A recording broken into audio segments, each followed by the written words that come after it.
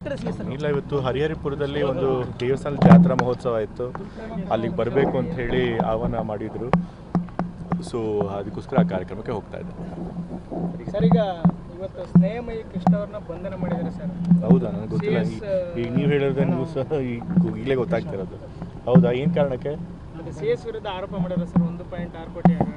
ಹೌದು, ಮತ್ತು ಆಧಾರಯುತವಾದಂಥ ಆರೋಪಗಳನ್ನು ಸುಮ್ಮನೆ ಮಾಡ್ಬೋದು ಅಂತಂದರೆ ರಾಜಕಾರಣಿಗಳೇನೋ ಪಾಪ ಜನರಿಗೆ ಅಕೌಂಟಬಲ್ ಆಗಿರಬೇಕು. ಹಾಗಾಗಿ ಆಧಾರಿತ ಆರೋಪಗಳನ್ನು ಮಾಡೋದು ಕೂಡ ಸಹಿಸ್ತಾರೆ, ಹೋರಾಟ ಮಾಡ್ತಾರೆ. ಪಾಪ ಅಧಿಕಾರಿಗಳ ಮೇಲೆ ಸುಮ್ಮನೆ ತೇಜೋವಧೆ ಮಾಡೋದು, ಆರೋಪರಹಿತ ಆರೋಪಗಳನ್ನು ಮಾಡಿದಾಗ ಅದನ್ನು ಖಂಡಿತ ಅದಕ್ಕೆ ಶಿಕ್ಷೆ ಕೊಡಬೇಕು, ಕ್ರಮ ಜರುಗಿಸಬೇಕು. ಸರ್, ಈಗ ಸ್ನೇಹಮಯಿ ಕೃಷ್ಣ ಅವರು ಮೂಡಕ್ಕೆ ಸೇರಿದಂತೆ ಹಲವು ಕೇಸ್ಗಳಲ್ಲಿ ದೂರನ್ನು ಸಲ್ಲಿಸಿ ದೂರುದಾರರಾಗಿದ್ದರು.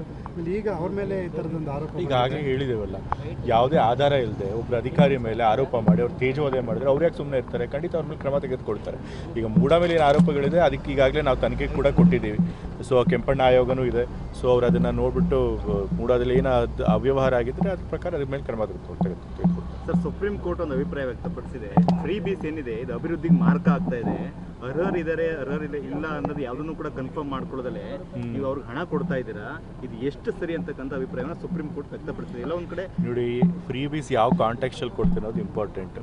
ಎಲೆಕ್ಷನ್ಗೆ 2 ತಿಂಗಳಿದ್ದಾಗ 3 ತಿಂಗಳಿಗೂ ಇದ್ದಾಗ ಬರೀ ಎಲೆಕ್ಷನ್ ಗೆಲ್ಲಬೇಕು ಅಂತೇಳಿ ಫ್ರೀ ಬೀಸ್ ಕೊಡ್ತಾರಲ್ಲ, ಅದು ನಿಜವಾಗ್ಲೂ ಮಾರಕ ಎಕನಾಮಿಗೆ. ಬಟ್ ಆದರೆ ಬೆಲೆ ಏರಿಕೆ ಇದ್ದಾಗ, ಆರ್ಥಿಕ ಅಸಮಾನತೆ ಬಹಳ ಇದ್ದಾಗ, ಬಡವ್ರು ಬದುಕೋದೇ ಕಷ್ಟ ಇದ್ದಾಗ ಬಡವ್ರಿಗೆ ಸಪೋರ್ಟ್ ಮಾಡುವಂಥ ಏನು ಕಾರ್ಯಕ್ರಮಗಳು ಕೊಡ್ತಾರೆ ಅದು ಖಂಡಿತ ಫ್ರೀ ಬೀಸ್ ಆಗಲ್ಲ. ಬದಲಾಗಿ ಇನ್ನೂ ಎಕನಾಮಿಕ್ ಒಳ್ಳೇದಾಗುತ್ತೆ. ಯಾಕೆಂತಂದರೆ ಬಡವ್ರಿಗೆ ಹಣ ಸಿಕ್ಕಿದ್ರೆ ಅವ್ರ ಪಾಪ ಅದರಿಂದ ಜೀವನ ಮಾಡ್ತಾರೆ ಮತ್ತು ಅದನ್ನು ಮತ್ತೆ ಖರ್ಚು ಮಾಡ್ತಾರೆ. ಸೊ ಹಾಗಾಗಿ ಎಕನಾಮಿಕ್ ಕೂಡ ಎಕನಾಮಿಕ್ ಚಟುವಟಿಕೆಗಳು ಕೂಡ ಆಗುತ್ತೆ. ಸೊ ಹಾಗಾಗಿ ಯಾವ ಕಾಂಟೆಕ್ಸ್ಟಲ್ಲಿ ಕೊಡ್ತಾರೆ ಅದು ಇಂಪಾರ್ಟೆಂಟ್. ಶಾಲೆ ಕಟ್ಟಿಸಿ, ಈಗ ಖಂಡಿತ ಈಗ ರಸ್ತೆಗಳನ್ನೆಲ್ಲ ಮಾಡದೆ ಬರೀ ಫ್ರೀ ಬೀಸ್ ಕೊಟ್ಟರೆ ತಪ್ಪು. ಆದರೆ ಕರ್ನಾಟಕ, ತಮಿಳುನಾಡು ಆ ಥರ ಕೆಲವು ಡೆವಲಪ್ಡ್ ಸ್ಟೇಟ್ಗಳಲ್ಲಿ ಎರಡೂ ಕೂಡ ಆಗ್ತಾಯಿದೆ. ಇನ್ಫ್ರಾಸ್ಟ್ರಕ್ಚರ್ಗೂ ಕೂಡ ಹಾಕ್ತಾ ಇದ್ದಾರೆ, ಜೊತೆಗೆ ಅದೇ ರೀತಿ ಸೋಷಿಯಲ್ ವೆಲ್ಫೇರ್ ಸ್ಕೀಮ್ಸ್ಗಳು ಕೂಡ ಬೆಳೆಸ್ತಾ ಇದ್ದಾರೆ. ಅದರಲ್ಲೂ ಏನು ತಪ್ಪಿಲ್ಲ ಅಂತ ನನ್ನ ಭಾವ. ಸರ್, ಶಾಸಕರು ವಿದೇಶ ಪ್ರವಾಸದ ಬಗ್ಗೆ ಸಾಕಷ್ಟು ಚರ್ಚೆ ಆಗ್ತಾ ಇದೆ. ಜೊತೆಗೆ ಅವ್ರು ಕಳಿಸಿದ್ದಾರೆ, ಇವ್ರು ಕಳಿಸಿ ಈ ಥರದ್ದು. ಈಗ ಯಾವ ಶಾಸಕರು ಹೋಗಿದ್ದಾರೆ, ಯಾವ ಕಾರಣಕ್ಕೆ ಹೋಗಿದ್ದಾರೆ ನನಗೆ ಗೊತ್ತಿಲ್ಲ. ಬಟ್ ನನಗೆ ಗೊತ್ತಿರೋ ಮಾಹಿತಿ ಪ್ರಕಾರ ಎಲ್ಲ ಶಾಸಕರು ಕೂಡ ತಮ್ಮ ವೈಯಕ್ತಿಕ ಹಣದಲ್ಲಿ ಹೋಗಿರೋದು, ಯಾವುದೇ ಸರ್ಕಾರಿ ಹಣ ಬಳಸ್ಕೊಂಡಿಲ್ಲ. ಸೊ ಹಾಗಾಗಿ ವೈಯಕ್ತಿಕವಾಗಿ ಅವ್ರು ಹೋದರೆ ಅದ್ರೊಳಗೆ ತಪ್ಪಿದೆ ಅಂತ ನನಗೆ ಅನ್ಸಲ್ಲ. ಸರ್, ಕುರ್ಚಿ ನಡುವೆ ಒಂದು ರೀತಿಗೆ ಇದಾಗ್ತಿದೆ, ಚಟಾಪಟಿ ಆಗ್ತಿದೆ. CM ಎಲ್ಲಿ ಕುರ್ಚಿ ಚಟಾಪಟಿ ಆಗ್ತಿದೆ? ಆ ಥರದ್ದು ಏನೂ ಇಲ್ಲ. ಅದು ನೀವು ಮೀಡಿಯಾದವ್ರು ಸೃಷ್ಟಿ ಮಾಡಿರೋದಷ್ಟೇ. ಬಟ್ ಅವ್ರಿಗೆ ಗೊತ್ತು ಆ ಥರದ್ದು ಏನೂ ಇಲ್ಲ ಅಂತ, ಹಾಗಾಗಿ ಅವ್ರು ಆರಾಮಾಗಿ ಹೋಗಿದ್ದಾರೆ. ಈ ವಿಚಾರದ ಬಗ್ಗೆ ಮತ್ತೆ ಇನ್ನೇನು ಮಾತನಾಡಲ್ಲ, ನಾನು ಹೇಳೋದಿಲ್ಲ. ಈ ವಿಚಾರವಾಗಿ ನಾನು ಏನು ಮಾತನಾಡೋದಿಲ್ಲ. ಯಾಕೆ ಅಂತಂದ್ರೆ ಏನೇ ಹೇಳಿಕೆ ಕೊಟ್ಟರು ಮೀಡಿಯಾದವ್ರು ಅದನ್ನೇ ವಿವಾದ ಮಾಡ್ತೀರಿ, ದಿನಗಟ್ಟಲೆ ಅದನ್ನ ನಡೆಸ್ತೀರಿ. ಸೊ ಹಾಗಾಗಿ ನಾನೇ ತೀರ್ಮಾನ ಮಾಡಿದ್ದೀನಿ, ಈ ವಿಷಯದಲ್ಲಿ ಏನೇನು ಹೇಳಬೇಕು ಅದೆಲ್ಲ ಹೇಳಾಗಿದೆ. ಸೊ ಮತ್ತೆ ಅದ್ರ ಬಗ್ಗೆ ನಾನು ಮಾತಾಡ್ತೀನಿ. ಬಾಗಲಕೋಟೆಯಲ್ಲಿ ನಿನ್ನೆ ಶಿವಾಜಿ ಮೆರವಣಿಗೆ ಹೋಗ್ಬೇಕಾದ್ರೆ ಕಲ್ಲು ತೂರಾಟ ಆಗಿದೆ, ಮತ್ತೆ ಇವತ್ತು ಲಾಠಿ ಚಾರ್ಜ್ ಆಗಿದೆ. ವಿರೋಧ ಪಕ್ಷಗಳು ಸರ್ಕಾರ ಎಲ್ಲೋ ಒಂದು ಸಮುದಾಯನ ಓಲೈಸಕ್ಕೋಸ್ಕರ ಈ ರೀತಿ ಪೊಲೀಸರನ್ನ ಕಟ್ಟಾಕಿ ಅವ್ರಿಗೆ ಓಲೈಕೆ ಮಾಡ್ತಾರೆ ಅಂತ ಹೇಳಿದ್ರು ಸರ್. ಸಮಾಜದಲ್ಲಿ ಆ ಥರದ್ದು ಆಗ್ತಾನೆ ಇರುತ್ತೆ. ಒಂದೊಂದ್ಸರಿ ಹೇಳಕ್ಕೆ ಬರೋದಿಲ್ಲ. ಕೆಲವರು ದುಳೂರು ಬೇಕು ಅಂತಲೇ ಕೋಮುಗಲಭೆ ಸೃಷ್ಟಿ ಮಾಡಬೇಕು ಅಂತಲೇ ಮಾಡ್ತಿರ್ತಾರೆ. ನಿಜವಾಗ್ಲೂ ಅಲ್ಲಿ ಕೋಮದ್ವೇಷ ಇಲ್ಲದೆ ಹೋದರು. ಸೊ ಹಾಗಾಗಿ ತನಿಖೆ ಮಾಡ್ತಾರೆ, ಯಾರು ಅದ್ರೊಳಗೆ ಕಲ್ಪ್ರೇಟ್ ಇರ್ತಾರೆ ಅವ್ರನ್ನ ಹಿಡಿತಾರೆ. ಇಲ್ಲ, ಇವತ್ತು ಹರಿಹರಿಪುರದಲ್ಲಿ ಒಂದು ದೇವಸ್ಥಾನ ಜಾತ್ರಾ ಮಹೋತ್ಸವ ಇತ್ತು. ಅಲ್ಲಿಗೆ ಬರಬೇಕು ಅಂತ ಹೇಳಿ ಆಹ್ವಾನ ಮಾಡಿದರು. ಸೊ ಅದಕ್ಕೋಸ್ಕರ ಆ ಕಾರ್ಯಕ್ರಮಕ್ಕೆ ಹೋಗ್ತಾ ಇದ್ದೆ. ಸರ್, ಈಗ ಇವತ್ತು ಸ್ನೇಹಮಯಿ ಕೃಷ್ಣ ಅವ್ರನ್ನ ಬಂಧನ ಮಾಡಿದ್ದಾರೆ ಸರ್. ಹೌದಾ? ನನಗೆ ಗೊತ್ತಿಲ್ಲ.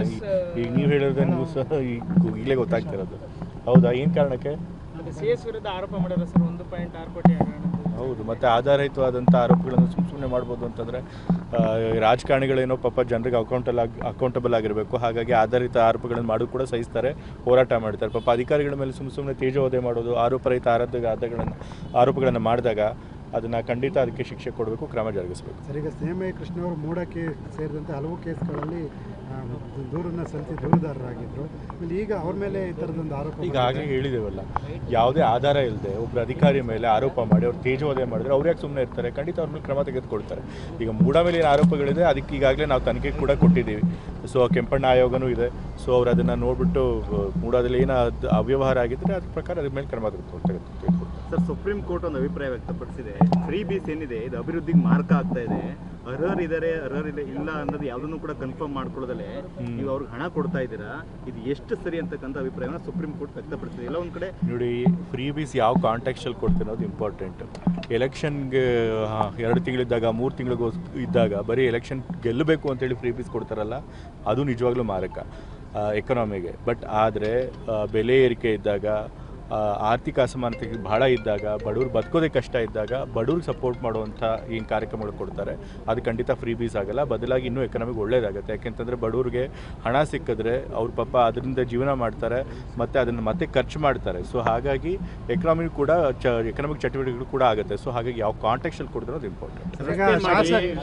ಶಾಲೆ ಕಟ್ಟಿಸಿ, ಈಗ ಖಂಡಿತ ಈಗ ರಸ್ತೆಗಳನ್ನೆಲ್ಲ ಮಾಡದೆ ಬರೀ ಫ್ರೀ ಬೀಸ್ ಕೊಟ್ಟರೆ ತಪ್ಪು. ಆದರೆ ಕರ್ನಾಟಕ, ತಮಿಳುನಾಡು ಆ ಥರ ಕೆಲವು ಡೆವಲಪ್ಡ್ ಸ್ಟೇಟ್ಗಳಲ್ಲಿ ಎರಡೂ ಕೂಡ ಆಗ್ತಾಯಿದೆ. ಇನ್ಫ್ರಾಸ್ಟ್ರಕ್ಚರ್ಗೂ ಕೂಡ ಆಗ್ತಾ ಇದ್ದಾರೆ, ಜೊತೆಗೆ ಅದೇ ರೀತಿ ಸೋಷಿಯಲ್ ವೆಲ್ಫೇರ್ ಸ್ಕೀಮ್ಸ್ಗಳು ಕೂಡ ಬೆಳೆಸ್ತಾ ಇದ್ದಾರೆ. ಅದರಲ್ಲೂ ಏನು ತಪ್ಪಿಲ್ಲ ಅಂತ ನನ್ನ ಭಾವ. ಸರ್, ಶಾಸಕರು ವಿದೇಶ ಪ್ರವಾಸದ ಬಗ್ಗೆ ಸಾಕಷ್ಟು ಚರ್ಚೆ ಆಗ್ತಾ ಇದೆ. ಜೊತೆಗೆ ಅವ್ರು ಕಳಿಸಿದ್ದಾರೆ, ಇವ್ರು ಕಳಿಸಿ ಈ ಥರದ್ದು. ಈಗ ಯಾವ ಶಾಸಕರು ಹೋಗಿದ್ದಾರೆ, ಯಾವ ಕಾರಣಕ್ಕೆ ಹೋಗಿದ್ದಾರೆ ನನಗೆ ಗೊತ್ತಿಲ್ಲ. ಬಟ್ ನನಗೆ ಗೊತ್ತಿರೋ ಮಾಹಿತಿ ಪ್ರಕಾರ ಎಲ್ಲ ಶಾಸಕರು ಕೂಡ ತಮ್ಮ ವೈಯಕ್ತಿಕ ಹಣದಲ್ಲಿ ಹೋಗಿರೋದು, ಯಾವುದೇ ಸರ್ಕಾರಿ ಹಣ ಬಳಸ್ಕೊಂಡಿಲ್ಲ. ಸೊ ಹಾಗಾಗಿ ವೈಯಕ್ತಿಕವಾಗಿ ಅವ್ರು ಹೋದರೆ ಅದ್ರೊಳಗೆ ತಪ್ಪಿದೆ ಅಂತ ನನಗೆ ಅನ್ಸಲ್ಲ. ಸರ್, ಕುರ್ಚಿ ನಡುವೆ ಒಂದು ರೀತಿಗೆ ಇದಾಗ್ತಿದೆ, ಚಟಾಪಟಿ ಆಗ್ತಿದೆ. ಸಿಎಂ ಎಲ್ಲಿ ಕುರ್ಚಿ ಚಟಾಪಟಿ ಆಗ್ತಿದೆ? ಆ ಥರದ್ದು ಏನೂ ಇಲ್ಲ. ಅದು ನೀವು ಮೀಡಿಯಾದವ್ರು ಸೃಷ್ಟಿ ಮಾಡಿರೋದಷ್ಟೇ. ಬಟ್ ಅವ್ರಿಗೆ ಗೊತ್ತು ಆ ಥರದ್ದು ಏನೂ ಇಲ್ಲ ಅಂತ, ಹಾಗಾಗಿ ಅವ್ರು ಆರಾಮಾಗಿ ಹೋಗಿದ್ದಾರೆ. ಈ ವಿಚಾರದ ಬಗ್ಗೆ ಮತ್ತೆ ಇನ್ನೇನು ಮಾತನಾಡಲ್ಲ, ನಾನು ಹೇಳೋದಿಲ್ಲ.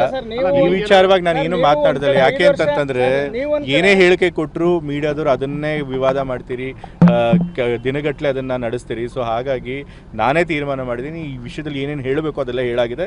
ಸೊ ಮತ್ತೆ ಅದ್ರ ಬಗ್ಗೆ ನಾನು ಮಾತಾಡ್ತೀನಿ. ಬಾಗಲಕೋಟೆಯಲ್ಲಿ ನಿನ್ನೆ ಶಿವಾಜಿ ಮೆರವಣಿಗೆ ಹೋಗ್ಬೇಕಾದ್ರೆ ಕಲ್ಲು ತೂರಾಟ ಆಗಿದೆ, ಮತ್ತೆ ಇವತ್ತು ಲಾಠಿ ಚಾರ್ಜ್ ಆಗಿದೆ. ವಿರೋಧ ಪಕ್ಷಗಳು ಸರ್ಕಾರ ಎಲ್ಲೋ ಒಂದು ಸಮುದಾಯನ ಓಲೈಸಕ್ಕೋಸ್ಕರ ಈ ರೀತಿ ಪೊಲೀಸರನ್ನ ಕಟ್ಟಾಕಿ ಅವ್ರಿಗೆ ಓಲೈಕೆ ಮಾಡ್ತಾರೆ ಅಂತ ಹೇಳಿದ್ರು ಸರ್. ಸಮಾಜದಲ್ಲಿ ಆ ಥರದ್ದು ಆಗ್ತಾನೆ ಇರುತ್ತೆ. ಒಂದೊಂದ್ಸರಿ ಹೇಳಕ್ಕೆ ಬರೋದಿಲ್ಲ. ಕೆಲವರು ದುಳೂರು ಬೇಕು ಅಂತಲೇ ಕೋಮುಗಲಭೆ ಸೃಷ್ಟಿ ಮಾಡಬೇಕು ಅಂತಲೇ ಮಾಡ್ತಿರ್ತಾರೆ. ನಿಜವಾಗ್ಲೂ ಅಲ್ಲಿ ಕೋಮದ್ವೇಷ ಇಲ್ಲದೆ ಹೋದರು. ಸೊ ಹಾಗಾಗಿ ತನಿಖೆ ಮಾಡ್ತಾರೆ, ಯಾರು ಅದ್ರೊಳಗೆ ಕಲ್ಪ್ರೇಟ್ ಇರ್ತಾರೆ ಅವ್ರನ್ನ ಹಿಡಿತಾರೆ. ಇಲ್ಲ, ಇವತ್ತು ಹರಿಹರಿಪುರದಲ್ಲಿ ಒಂದು ದೇವಸ್ಥಾನ ಜಾತ್ರಾ ಮಹೋತ್ಸವ ಇತ್ತು, ಅಲ್ಲಿಗೆ ಬರಬೇಕು ಅಂತ ಹೇಳಿ ಆಹ್ವಾನ ಮಾಡಿದರು. ಸೊ ಅದಕ್ಕೋಸ್ಕರ ಆ ಕಾರ್ಯಕ್ರಮಕ್ಕೆ ಹೋಗ್ತಾ ಇದ್ದೆ. ಸರ್, ಈಗ ಇವತ್ತು ಸ್ನೇಹಮಯಿ ಕೃಷ್ಣ ಅವ್ರನ್ನ ಬಂಧನ ಮಾಡಿದ್ದಾರೆ ಸರ್. ಹೌದಾ? ನನಗೆ ಗೊತ್ತಿಲ್ಲ. ಈಗ ನೀವು ಹೇಳಿದ್ರೆ ನ್ಯೂಸ್ ಈಗಲೇ ಗೊತ್ತಾಗ್ತಿರೋದು. ಹೌದಾ? ಏನು ಕಾರಣಕ್ಕೆ? CS ವಿರುದ್ಧ ಆರೋಪ ಮಾಡಿದ್ದಾರೆ ಸರ್, 1.6 ಕೋಟಿ ಹಗರಣ. ಹೌದು, ಮತ್ತು ಆಧಾರಯುತವಾದಂಥ ಆರೋಪಗಳನ್ನು ಸುಮ್ಮನೆ ಮಾಡ್ಬೋದು ಅಂತಂದರೆ ರಾಜಕಾರಣಿಗಳೇನೋ ಪಾಪ ಜನರಿಗೆ ಅಕೌಂಟಬಲ್ ಆಗಿರಬೇಕು. ಹಾಗಾಗಿ ಆಧಾರಿತ ಆರೋಪಗಳನ್ನು ಮಾಡೋದು ಕೂಡ ಸಹಿಸ್ತಾರೆ, ಹೋರಾಟ ಮಾಡ್ತಾರೆ. ಪಾಪ ಅಧಿಕಾರಿಗಳ ಮೇಲೆ ಸುಮ್ಮನೆ ತೇಜೋವಧೆ ಮಾಡೋದು, ಆರೋಪರಹಿತ ಆರೋಪಗಳನ್ನು ಮಾಡಿದಾಗ ಅದನ್ನು ಖಂಡಿತ ಅದಕ್ಕೆ ಶಿಕ್ಷೆ ಕೊಡಬೇಕು, ಕ್ರಮ ಜರುಗಿಸಬೇಕು. ಸರ್, ಈಗ ಸ್ನೇಹಮಯಿ ಕೃಷ್ಣ ಅವರು ಮೂಡಕ್ಕೆ ಸೇರಿದಂತೆ ಹಲವು ಕೇಸ್ಗಳಲ್ಲಿ ದೂರನ್ನು ಸಲ್ಲಿಸಿ ದೂರುದಾರರಾಗಿದ್ದರು. ಈಗ ಅವ್ರ ಮೇಲೆ ಈ ಥರದೊಂದು ಆರೋಪ. ಈಗಾಗಲೇ ಹೇಳಿದೇವಲ್ಲ, ಯಾವುದೇ ಆಧಾರ ಇಲ್ಲದೆ ಒಬ್ಬರು ಅಧಿಕಾರಿ ಮೇಲೆ ಆರೋಪ ಮಾಡಿ ಅವ್ರು ತೇಜೋವಧೆ ಮಾಡಿದ್ರೆ ಅವ್ರು ಯಾಕೆ ಸುಮ್ಮನೆ ಇರ್ತಾರೆ? ಖಂಡಿತ ಅವ್ರ ಮೇಲೆ ಕ್ರಮ ತೆಗೆದುಕೊಳ್ತಾರೆ. ಈಗ ಮೂಡ ಮೇಲೆ ಏನು ಆರೋಪಗಳಿದೆ ಅದಕ್ಕೆ ಈಗಾಗಲೇ ನಾವು ತನಿಖೆ ಕೂಡ ಕೊಟ್ಟಿದ್ದೀವಿ. ಸೊ ಕೆಂಪಣ್ಣ ಆಯೋಗನೂ ಇದೆ. ಸೊ ಅವ್ರು ಅದನ್ನು ನೋಡಿಬಿಟ್ಟು ಮೂಡದಲ್ಲಿ ಏನು ಅವ್ಯವಹಾರ ಆಗಿದ್ದರೆ ಅದ್ರ ಪ್ರಕಾರ ಅದ್ರ ಮೇಲೆ ಕ್ರಮ ತೆಗೆದುಕೊಳ್ತಾರೆ. ಸರ್, ಸುಪ್ರೀಂ ಕೋರ್ಟ್ ಒಂದು ಅಭಿಪ್ರಾಯ ವ್ಯಕ್ತಪಡಿಸಿದೆ. ಫ್ರೀ ಬೀಸ್ ಏನಿದೆ ಇದು ಅಭಿವೃದ್ಧಿಗೆ ಮಾರ್ಗ ಆಗ್ತಾ ಇದೆ, ಅರ್ಹರಿದ್ದಾರೆ ಇಲ್ಲ ಅನ್ನೋದು ಯಾವುದನ್ನು ಕೂಡ ಕನ್ಫರ್ಮ್ ಮಾಡ್ಕೊಳ್ಳೋದಲ್ಲೇ ನೀವು ಅವ್ರಿಗೆ ಹಣ ಕೊಡ್ತಾ ಇದ್ದೀರಾ, ಇದು ಎಷ್ಟು ಸರಿ ಅಂತಕ್ಕಂಥ ಅಭಿಪ್ರಾಯನ ಸುಪ್ರೀಂ ಕೋರ್ಟ್ ವ್ಯಕ್ತಪಡಿಸಿದೆ. ಎಲ್ಲ ಒಂದು ಕಡೆ ನೋಡಿ, ಫ್ರೀ ಬೀಸ್ ಯಾವ ಕಾಂಟೆಕ್ಸ್ಟಲ್ಲಿ ಕೊಡ್ತಿರೋದು ಇಂಪಾರ್ಟೆಂಟ್.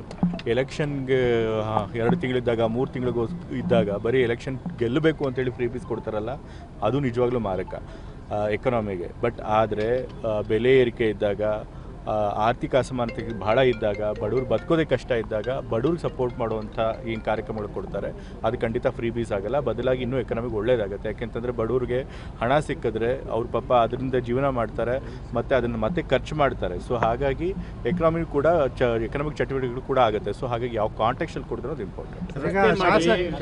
ಶಾಲೆ ಕಟ್ಟಿಸಿ, ಈಗ ಖಂಡಿತ ಈಗ ರಸ್ತೆಗಳನ್ನೆಲ್ಲ ಮಾಡದೆ ಬರೀ ಫ್ರೀ ಬೀಸ್ ಕೊಟ್ಟರೆ ತಪ್ಪು. ಆದರೆ ಕರ್ನಾಟಕ, ತಮಿಳುನಾಡು ಆ ಥರ ಕೆಲವು ಡೆವಲಪ್ಡ್ ಸ್ಟೇಟ್ಗಳಲ್ಲಿ ಎರಡೂ ಕೂಡ ಆಗ್ತಾಯಿದೆ. ಇನ್ಫ್ರಾಸ್ಟ್ರಕ್ಚರ್ಗೂ ಕೂಡ ಆಗ್ತಾ ಇದ್ದಾರೆ, ಜೊತೆಗೆ ಅದೇ ರೀತಿ ಸೋಷಿಯಲ್ ವೆಲ್ಫೇರ್ ಸ್ಕೀಮ್ಸ್ಗಳು ಕೂಡ ಬೆಳೆಸ್ತಾ ಇದ್ದಾರೆ. ಅದರಲ್ಲೂ ಏನು ತಪ್ಪಿಲ್ಲ ಅಂತ ನನ್ನ ಭಾವ. ಸರ್, ಶಾಸಕರು ವಿದೇಶ ಪ್ರವಾಸದ ಬಗ್ಗೆ ಸಾಕಷ್ಟು ಚರ್ಚೆ ಆಗ್ತಾ ಇದೆ. ಜೊತೆಗೆ ಅವ್ರು ಕಳಿಸಿದ್ದಾರೆ, ಇವ್ರು ಕಳಿಸಿ ಈ ಥರದ್ದು. ಈಗ ಯಾವ ಶಾಸಕರು ಹೋಗಿದ್ದಾರೆ, ಯಾವ ಕಾರಣಕ್ಕೆ ಹೋಗಿದ್ದಾರೆ ನನಗೆ ಗೊತ್ತಿಲ್ಲ. ಬಟ್ ನನಗೆ ಗೊತ್ತಿರೋ ಮಾಹಿತಿ ಪ್ರಕಾರ ಎಲ್ಲ ಶಾಸಕರು ಕೂಡ ತಮ್ಮ ವೈಯಕ್ತಿಕ ಹಣದಲ್ಲಿ ಹೋಗಿರೋದು, ಯಾವುದೇ ಸರ್ಕಾರಿ ಹಣ ಬಳಸ್ಕೊಂಡಿಲ್ಲ. ಸೊ ಹಾಗಾಗಿ ವೈಯಕ್ತಿಕವಾಗಿ ಅವ್ರು ಹೋದರೆ ಅದ್ರೊಳಗೆ ತಪ್ಪಿದೆ ಅಂತ ನನಗೆ ಅನ್ಸಲ್ಲ. ಸರ್, ಕುರ್ಚಿ ನಡುವೆ ಒಂದು ರೀತಿಗೆ ಇದಾಗ್ತಿದೆ, ಚಟಾಪಟಿ ಆಗ್ತಿದೆ. ಸಿಎಂ ಎಲ್ಲಿ ಕುರ್ಚಿ ಚಟಾಪಟಿ ಆಗ್ತಿದೆ? ಆ ಥರದ್ದು ಏನೂ ಇಲ್ಲ. ಅದು ನೀವು ಮೀಡಿಯಾದವ್ರು ಸೃಷ್ಟಿ ಮಾಡಿರೋದಷ್ಟೇ. ಬಟ್ ಅವ್ರಿಗೆ ಗೊತ್ತು ಆ ಥರದ್ದು ಏನೂ ಇಲ್ಲ ಅಂತ, ಹಾಗಾಗಿ ಅವ್ರು ಆರಾಮಾಗಿ ಹೋಗಿದ್ದಾರೆ. ಈ ವಿಚಾರದ ಬಗ್ಗೆ ಮತ್ತೆ ಇನ್ನೇನು ಮಾತನಾಡಲ್ಲ, ನಾನು ಹೇಳೋದಿಲ್ಲ. ಈ ವಿಚಾರವಾಗಿ ನಾನು ಏನು ಮಾತನಾಡೋದಿಲ್ಲ. ಯಾಕೆ ಅಂತಂದ್ರೆ ಅಂತಂದ್ರೆ ನೀವೊಂದ್ ಏನೇ ಹೇಳಿಕೆ ಕೊಟ್ಟರು ಮೀಡಿಯಾದವ್ರು ಅದನ್ನೇ ವಿವಾದ ಮಾಡ್ತೀರಿ, ದಿನಗಟ್ಟಲೆ ಅದನ್ನ ನಡೆಸ್ತೀರಿ. ಸೊ ಹಾಗಾಗಿ ನಾನೇ ತೀರ್ಮಾನ ಮಾಡಿದ್ದೀನಿ ಈ ವಿಷಯದಲ್ಲಿ ಏನೇನು ಹೇಳಬೇಕು ಅದೆಲ್ಲ ಹೇಳಾಗಿದೆ. ಸೊ ಮತ್ತೆ ಅದ್ರ ಬಗ್ಗೆ ನಾನು ಮಾತಾಡ್ತೀನಿ. ಬಾಗಲಕೋಟೆಯಲ್ಲಿ ನಿನ್ನೆ ಶಿವಾಜಿ ಮೆರವಣಿಗೆ ಹೋಗ್ಬೇಕಾದ್ರೆ ಕಲ್ಲು ತೂರಾಟ ಆಗಿದೆ, ಮತ್ತೆ ಇವತ್ತು ಲಾಠಿ ಚಾರ್ಜ್ ಆಗಿದೆ. ವಿರೋಧ ಪಕ್ಷಗಳು ಸರ್ಕಾರ ಎಲ್ಲೋ ಒಂದು ಸಮುದಾಯನ ಓಲೈಸಕ್ಕೋಸ್ಕರ ಈ ರೀತಿ ಪೊಲೀಸರನ್ನ ಕಟ್ಟಾಕಿ ಅವ್ರಿಗೆ ಓಲೈಕೆ ಮಾಡ್ತಾರೆ ಅಂತ ಹೇಳಿದ್ರು ಸರ್.